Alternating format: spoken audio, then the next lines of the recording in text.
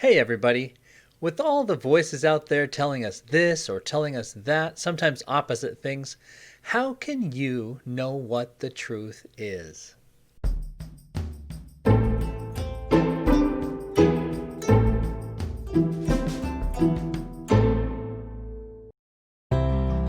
Welcome to the Lamp, illuminating your way with the light of God's Word. I'm Tom Stone, and in this video we're talking about how to know what the Bible says for yourself. It's one thing to hear what a pastor says, or what your friend says, or even what you think, but how can you find the truth in the Bible? You know, Jesus says in John 17 to the Father, he says, "Your word is truth." The Bible is truth. And the Bible says that all Scripture is given by inspiration of God and is profitable for doctrine, for reproof, for correction, for instruction in righteousness, that the man of God may be complete, thoroughly equipped for every good work. I want to be complete, don't you? I want to be a whole person. I want to be thoroughly equipped. Well, we're going to look in the Bible and see throughout Scripture, using all of Scripture, what the truth is, and that it'll be profitable for us. So we looked at grace in the previous video. We looked at it in the English version using BibleGateway.com. We typed in the word grace. The first verse that came up was Ephesians 2:8. For by grace you have been saved through faith, and that not of yourselves is the gift of God. Verse 9 says, not of works, lest anyone should boast. Just using the English version, looking at different verses, we found out that grace is something that people could find in the eyes of someone else. So Noah found grace in the eyes of the Lord. It can also be something that's given. You can give grace. People can receive grace. It can be evidently observed in others. Now let's go to blueletterbible.org and go deeper and see what we can find out about this word grace and what it means. Okay, here we are, G-R-A-C-E. Now, you can use different versions of the Bible. I'm going to use King James for this one. You'll see why we're using the King James in just a minute. Right away we can see grace occurs 170 times in 159 verses in the King James Version. Now this gives us the English word grace, but something interesting will happen when we look at the original language. So let's go to Tools, and we'll go down to Interlinear, just for this first word here, where Noah found grace in the eyes of the Lord. You can see Noah here, Noach, you see found, matzah, and then you see grace. If you want to listen to any of these words, Blue Letter Bible has all of them recorded for you where this little button, where the speaker is. Strong's H2580. Chain. Chain. Every word in the Strong's Concordance, Greek and Hebrew, have a number. H2580 is this word chain. If we click the number, we can see the definition and the lexicon information about chain, about this Hebrew word. As we scroll down, we can see that this word is not only translated as grace, it's also translated as favor, gracious, pleasant, precious, and well-favored, with another Hebrew word together to make well and favored. And the outline of the biblical usage gives us a pretty good idea of the definition, or the words that we use to make it for.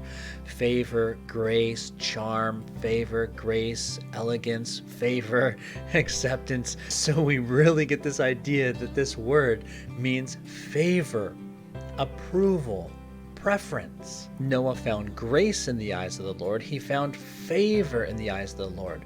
God preferred him. He approved of what Noah was doing.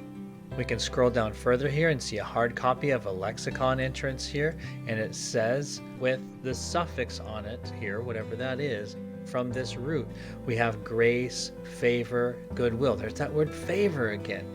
to find favor in the eyes of someone, to be acceptable to him. And then there's some verse references. So we already saw that grace has these attributes to it.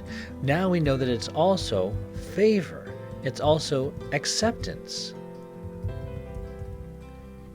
So even with just that little tidbit, let's go back to our verse, Ephesians 2:8, and see if we can make a little more sense of what this means by grace you have been saved. For by grace you have been saved through faith, and that not of yourselves. It is the gift of God. So this grace is the gift of God, the salvation that comes by grace. What is grace? Grace is God's favor. For by God's favor you have been saved through faith. It's God's acceptance of you. He accepts you. By God's acceptance you have been saved.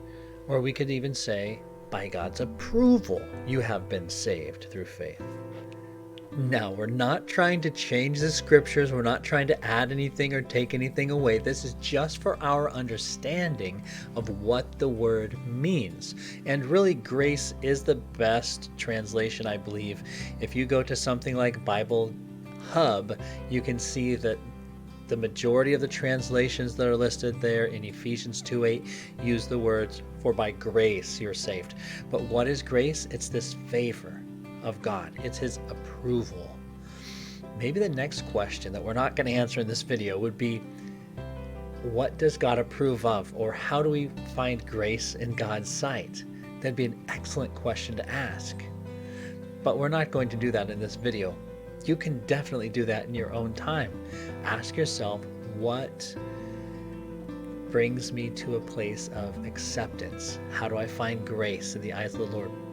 Noah found grace in the eyes of the Lord. What did he do in order to find grace? It's right there in the scripture.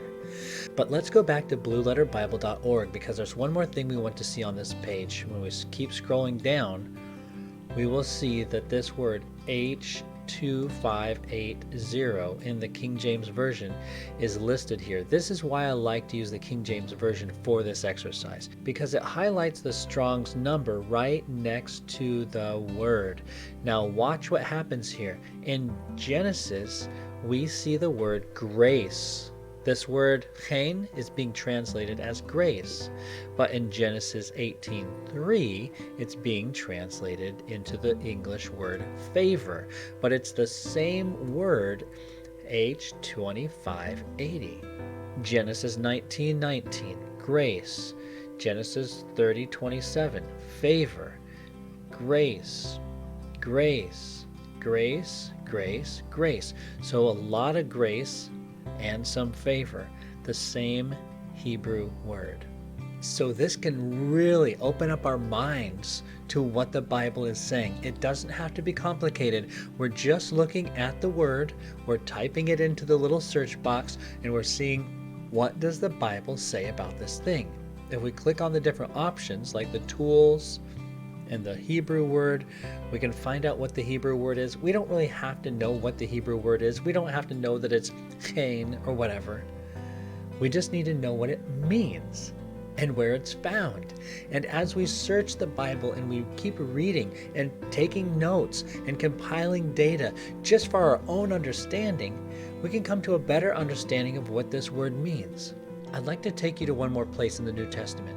Paul again. This time he's speaking in his second letter to the Corinthians, and he tells them that he had this thorn in the flesh. Apparently he had some sort of health issue.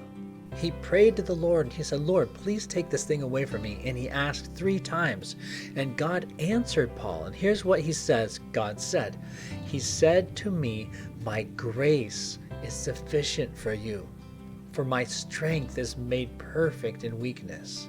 Friend, I don't know what's going on in your life. You probably have some sort of struggle, some sort of hardship. We all do. Jesus promised that we would. He said, in this world you will have trouble, but be of good cheer. I've overcome the world. If you've got something in your life that's hard, God's grace, his favor towards you, his approval of you, his preference toward you is sufficient. It's enough to get you through whatever that thing is. As you continue to study the Word, I hope that you're encouraged by the things that you find in there. because God is good. God is love. He wants you. He desires you. He's jealous for you.